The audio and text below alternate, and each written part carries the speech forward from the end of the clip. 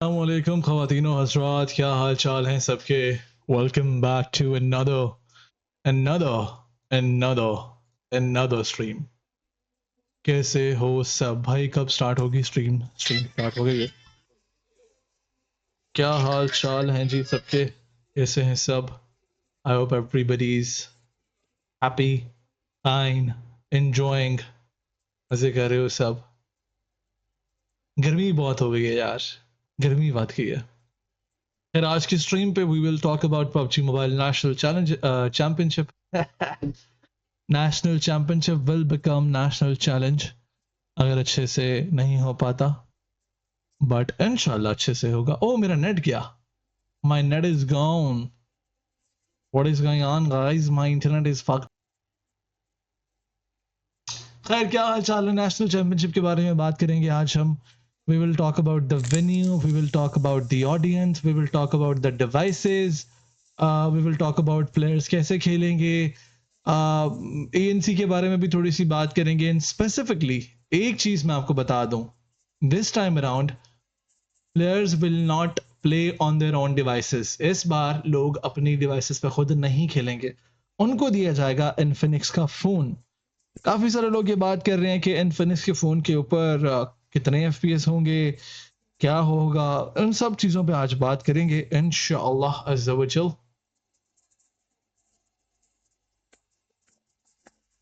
आप लोग बताएं कि क्या होना चाहिए, क्या प्लेयर्स को अपनी डिवाइसेस अलाउ होनी चाहिए या फिर इन्फिनिक्स के फोन पर ही सबको खेलना, मतलब इन्फिनिक्स की डिवाइस को प्रायोरिटाइज करना चाहिए। वैसे ये डिसीजन मेकिंग ऑडियंस के हाथ में नहीं है, ये डिसीजन मेकिंग हमारे हाथ में नहीं है, ये डिसीजन मेकिंग होती है ऑफिशियल्स के हाथ में। और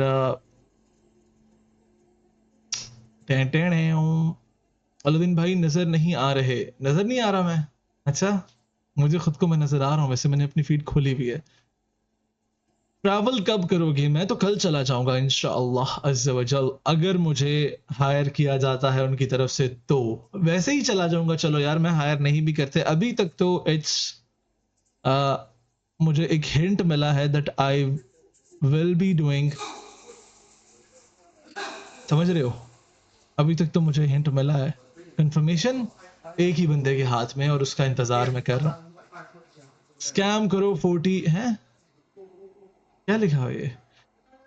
40 के प्लेयर्स एज अ गेस्ट आएंगे या नहीं? आई थिंक आएंगे, आई बिलीव आएंगे। पीएमजीओ के लिए, पाकिस्तानी टीम्स के लिए बेस्ट प्रैक्टिस है डीसी यूनिवर्स।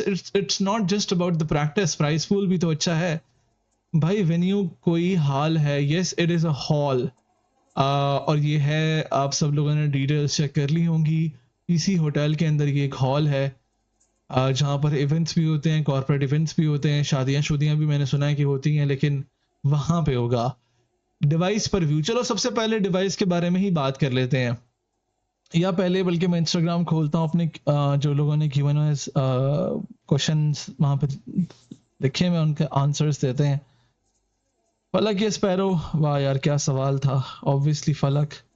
क्या लगता है आई8 चैंपियन बनेगी? ये बड़ा एक मुश्किल सवाल है, आई8 का चैंपियन बनना या ना बनना।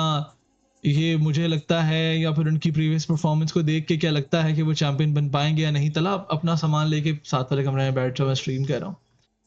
अच्छा, आई8 की अगर करंट परफॉर्मेंस को मद्देनजर रखा जाए, चैंपियन बनना बहुत मुश्किल दिखाई दे रहा है, बहुत बहुत ज्यादा मुश्किल।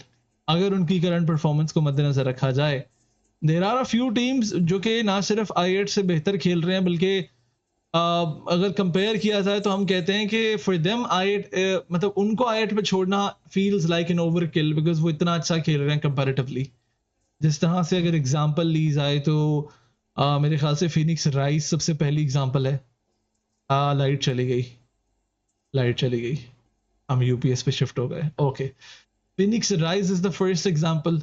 फर्स्ट एंड फॉरमोस्ट अगर आप उनका प्ले देखें, आप कहोगे कि यार आई8 से बेहतर खेल रहे हैं। देखिए, इस चीज पे बुरा नहीं मनाना चाहिए। मैं ये नहीं कह रहा कि जिंदगी में जब से कायनात बनी है तब से लेके अब तक आई8 ने कभी अच्छा खेला ही नहीं है। वो अच्छा खेलते हैं, वो अच्छा खेले हैं। इससे पहले एक टाइम पर उनको कोई मुकाबला था ही नहीं, बट अगर अभी की परफॉर्मेंस को मद्देनजर रखा जाए, अगर अभी की परफॉर्मेंसेस को चेक किया जाए या एक पेज के ऊपर सारी डिटेल्स रखी जाए या एक ग्राफ खींचा जाए, तो वो ग्राफ ये बात बोल रहा है, वो ग्राफ ये बात कर रहा है, मैं ये बात नहीं कर रहा। वो ग्राफ ये कह रहा है कि फिलहाल आईएट की परफॉर्मेंस में एक डिप आया है। एंड मेरे ख्याल से जब भी इस तरह होता है वो टीम बाउंस बैक करती है, वापस से ट्राई हार्ड करती है, और हमेशा जो टीम्स मेहनत करती हैं उनका जो कमबैक होता है ना, वो उनकी प्रीवियस परफॉर्मेंस से भी बेहतर होता है। Usman Ranjha, thank you so much for the super chat, thank you so much once again. Usman Ranjha, अगर आपको पता हो, हमारे पुराने सपोर्टर हैं भाई, और उस्मान भाई ने आकर जो है वो आते ही सुपर चैट करके बताया कि जिस तरह मैं वापस जिंदा हो चुका हूँ वो भी जिंदा हो चुके हैं। Phoenix Rise Demon, the IGL of the team Phoenix Rise is not playing at LAN due to family issues। ये बहुत बड़ा अलमिया है ये बहुत बड़ा पंगा है। सुनने में आया था कि रहमान जब खेला करता था ना, तो लैन इवेंट्स पर ट्रैवल करने नहीं देते थे उसके वालिद उसे। कुछ इवेंट्स में वो आया भी था, और उसके अलावा वैसे भी उसके पेरेंट्स उसे गेम नहीं खेलना देते थे, मना करते थे। तो ये बहुत बड़ा अलमिया है कि हमारे यहाँ पर जो अच्छे लोग होते हैं, तो या अच्छे प्लेयर्स होते हैं, उनको अनफॉर्चुनेटली उनकी फैमिली की तरफ से, जिस तरह से अगर आपने नोट किया हो तो लास्ट आयरन के साथ हुआ था वाला था वो, तो उज़ैफा, वो जो तलहा ने मुझे कॉल की, जब उज़ैफा 3x में खेला करता था ना, उसके फादर अलाउ नहीं करते थे। तलहा ने मुझे कॉल की, उसने कहा मैं तुझे नंबर भेज रहा हूँ, उसके बाबा से बात कर। मैंने उसके वालिद को कॉल की, उनको मैंने कन्विंस किया कि सर, ई स्पोर्ट्स आप जो समझ रहे हैं ये बहुत आगे की चीज़ है। उनको मैंने बताया कि मैं 5-7 साल से इस फील्ड में हूँ और मैं एक डॉक्टर से ज़्यादा पैसे कमाता हूँ। फिर उन्होंने कहा अच्छा ये बात है, okay fine, let's do it. खैर, क्वेश्चन आंसर्स की तरफ आएंगे वापस से। आइट के बारे में पूछा गया था, चैंपियन बनना मुश्किल है, but it all comes down to the first day. पहले दिन पे सब कुछ आ जाता है। टोटल नंबर ऑफ मैचेस जो है ना, मैं एक बार वो कंफर्म कर लूं, एक मिनट दे दें जरा। पीएमएनसी वाले ग्रुप में हमारे आया हुआ है, अच्छा जी, total number of matches 10 matches हैं।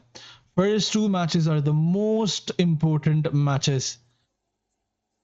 फर्स्ट 2 मैचेस बहुत इंपॉर्टेंट होंगे। अगर किसी टीम ने उसमें 40 पॉइंट्स निकाल लिए ना, उस टीम के लिए कैरी फॉरवर्ड करना, उस टीम के लिए रजा हाईलाइट्स 12 नहीं है, 10 मैचेस हैं। अगर किसी टीम ने पहले 2 से 3 मैचेस में अच्छा खेल लिया, लेट्स से 3 मैचेस में 40 प्लस 45-50 पॉइंट्स निकाल लेते हैं, मैं ये बता रहा हूँ कि उस टीम के चैंपियन बनने के चांसेस 50% जो चांसेस हैं उस टीम की तरफ चले जाएंगे, और बाकी 50 पूरी लॉबी की तरफ। 10 या 12 यार, मुझे जो मिली है रोटेशन उसके अंदर 1 2 3 4 5, हाँ मैच 10 ही हैं। 5 मैचेस डे 1 पे, 18 को 5 मैचेस डे 2 पे। That's the rotation I have. तो बात यह है कि 10 मैचेस हैं, बहुत कम मैचेस हैं, और इन मैचेस के अंदर परफॉर्म करना it is very difficult. Thank you so much Usman Ranjha for another super chat. Love you too मेरी जान, लव यू टू भाई, thank you so much for the super chat. Aladdin भाई, आपने अपने बाइसेप्स है ही नहीं यार, बिस्ती हो जाएगी। मैंने बाइसेप्स दिखाए तो बिस्ती हो जाएगी, बिल्कुल बाइसेप्स नहीं है।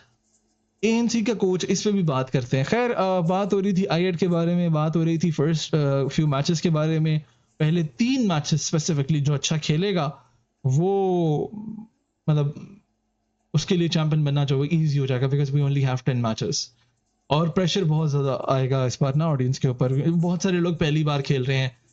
अगर थोड़ी सी ज़रा हिस्ट्री निकाली जाए, wait a second, how many teams are playing for the first time.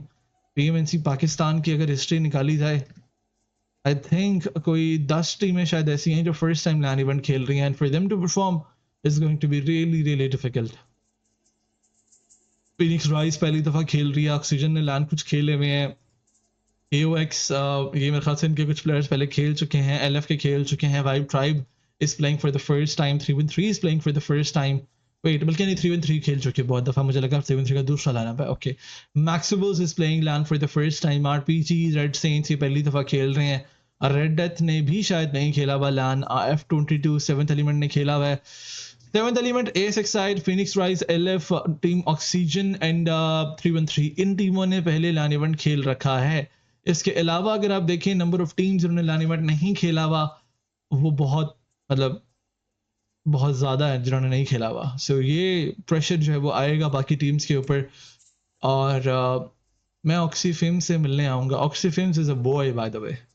Last time भी एक लैन इवेंट के ऊपर ऑक्सीफिम जो लड़का है, क्या नाम था इसका, मेरे जहन से नाम निकल गया, मेरी जिससे अक्सर बात भी होती है, इज़ रियली गुड गाय।